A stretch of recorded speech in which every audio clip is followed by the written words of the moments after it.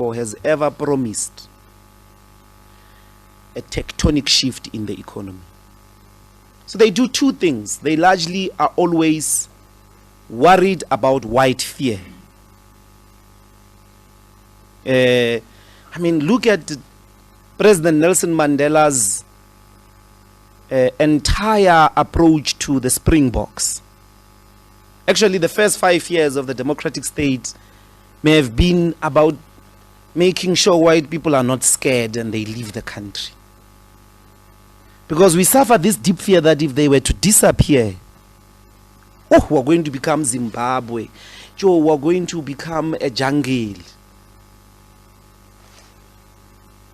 There's this big concern, big investment into constantly assuring them, particularly white business owners. But if you go check, they don't invest in the South African economy. President Mbeki is on record to say that one of the curious facts about the portfolio investment of South Africa at an international level is that white people keep a lot of money in the bank. They keep a lot of money in the bank. So that's on one part, is this appeasing of white fears, they must not be scared and so on and so forth. On the other hand is a permanent drive for foreign direct investment.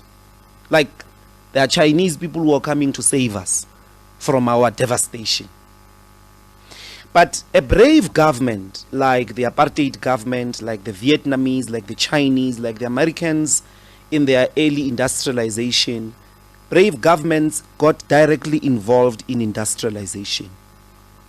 Firstly, by making sure that they own financial institutions to empower their local industries. On the other hand, they themselves ran industries from the scratch. There's no single economy in the world whose history of development was because of the market forces.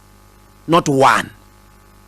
So, our government, if you go to them there in Parliament, they are going to hold a session like this, and they are going to be scared of resolutions that are going, for instance, to have a practicable property shift impact.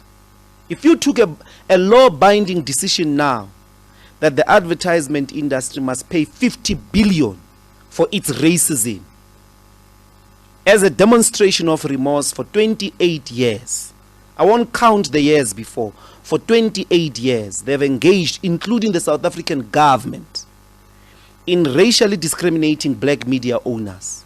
That will have a big impact.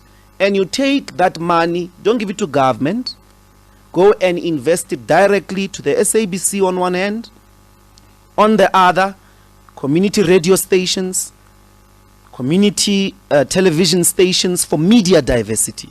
You will have achieved media diversity for the first time in this democratic era.